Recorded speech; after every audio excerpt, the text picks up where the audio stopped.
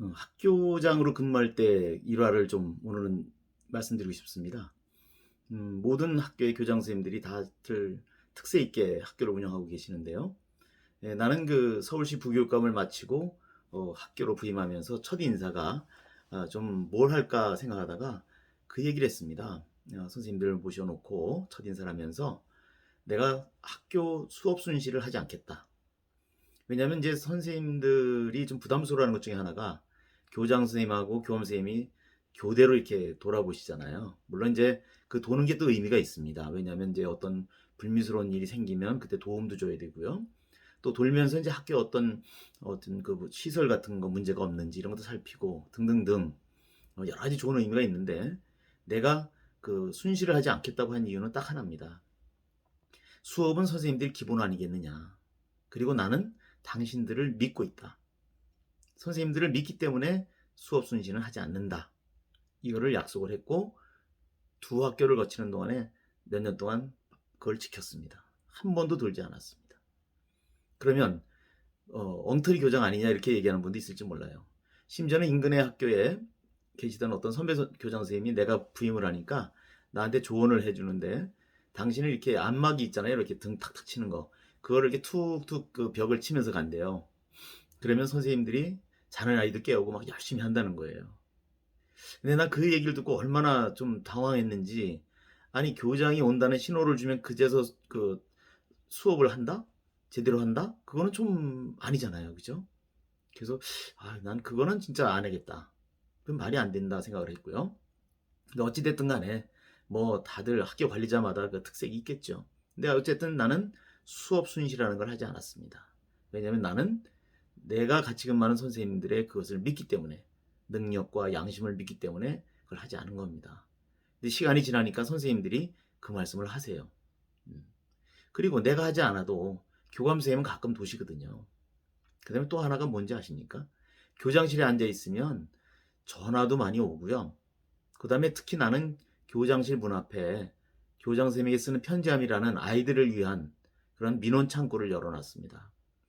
아무리 교장실 문을 열어놔도 애들이 놀러 오겠어요. 나중에는 애들이 교장실에 스스럼 없이 찾아오고 그랬습니다. 뭐 또 지네가 먹던 것도 들고 오고 막 그랬는데요.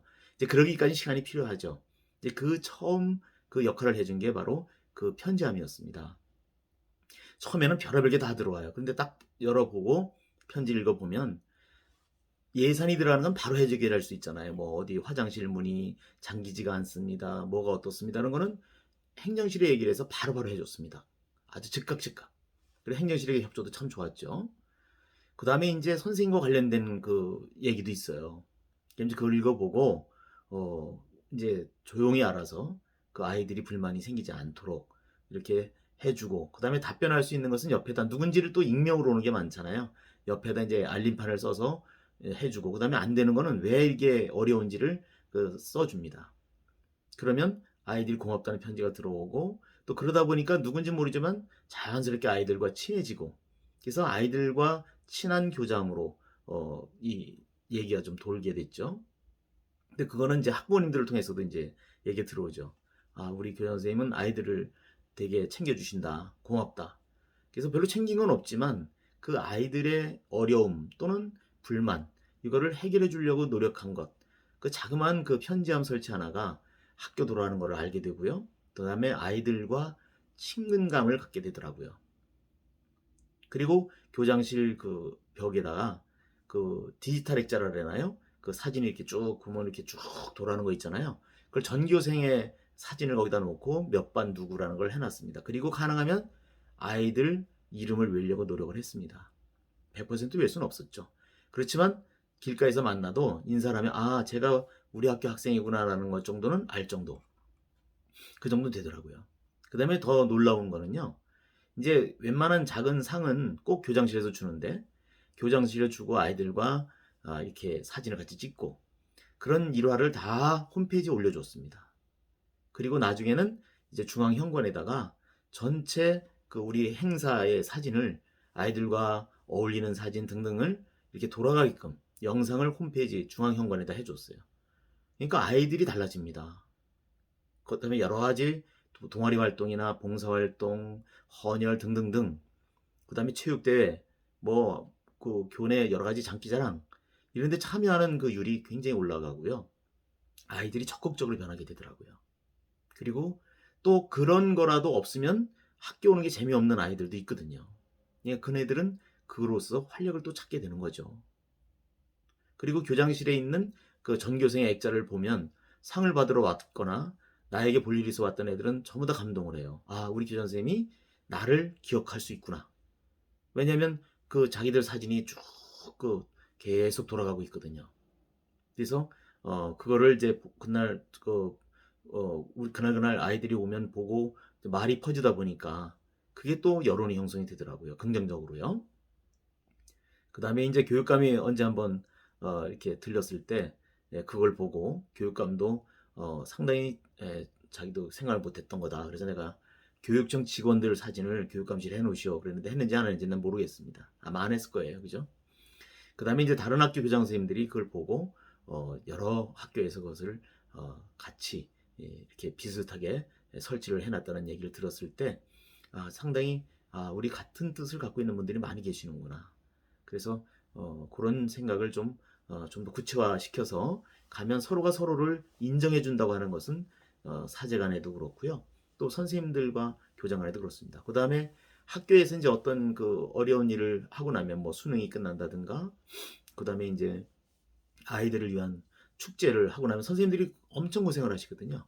이제 그런 마디마디마다 소박하지만 교내 구내식당에다가 치맥을 이렇게 해서 치맥 파티를 열어드렸습니다. 소박하지만 그 돈도 얼마 안 들어요. 그렇지만 그 전에 없던 것이니까 선생님들은 굉장히 고마워하시고요. 그 의미를 같이 이렇게 새겨주니까 교직원들과의 소통, 그 다음에 단합도 굉장히 큰 효과가 있더라. 그래서 그런 거를 쭉 해왔습니다. 그 다음에 이제 아이들 뭐 간부수련회 갈 때 그것도 이 시중에서 사는 것보다는 가능하면 우리 학교 내에 이제 그 급식실이 있으니까 돈을 주고 거기서 신선한 기름에 이 닭을 튀겨서 그러면 또 그때 영양사 선생님이 얼마나 잘해주는지 몰라요.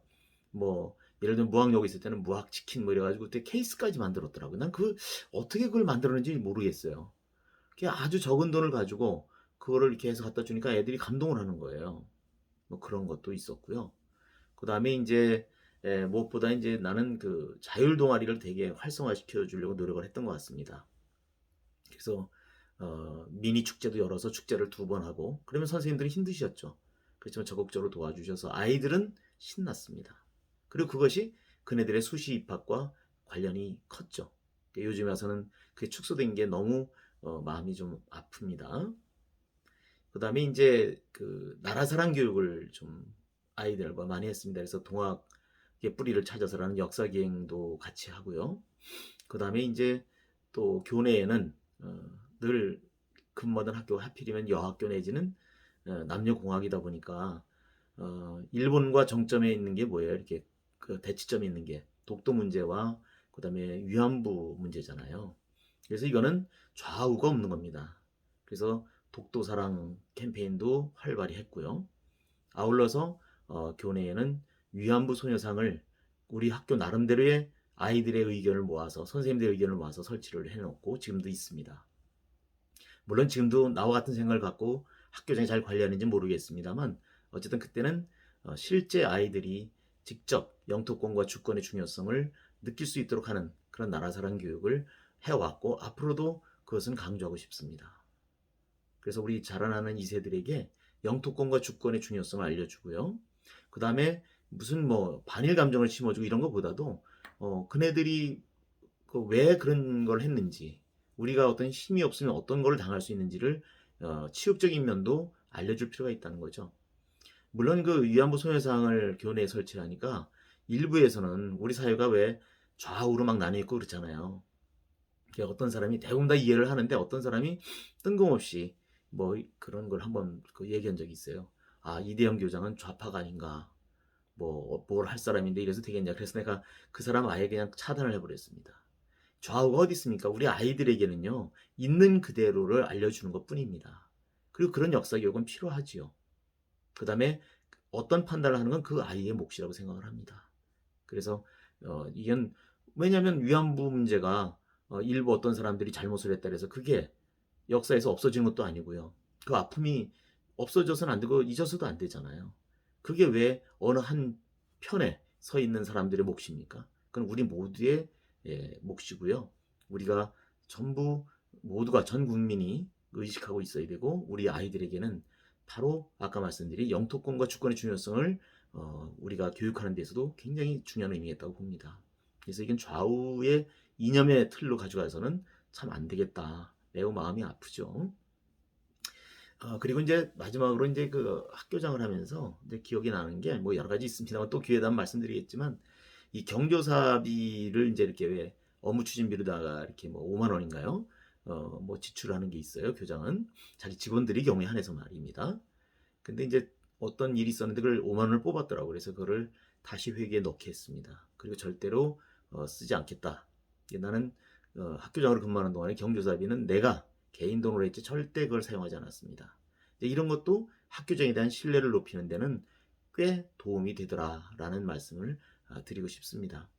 네, 또 다음에 기회 되면 이제 학교장으로 근무할 때라든가 뭐 이런 등등의 얘기를 하고 싶죠. 무엇보다도 우리 아이들과 참 잘 소통하고 재밌게 지냈다는 거. 그리고 내가 언제 출판 기자회 할 때도요.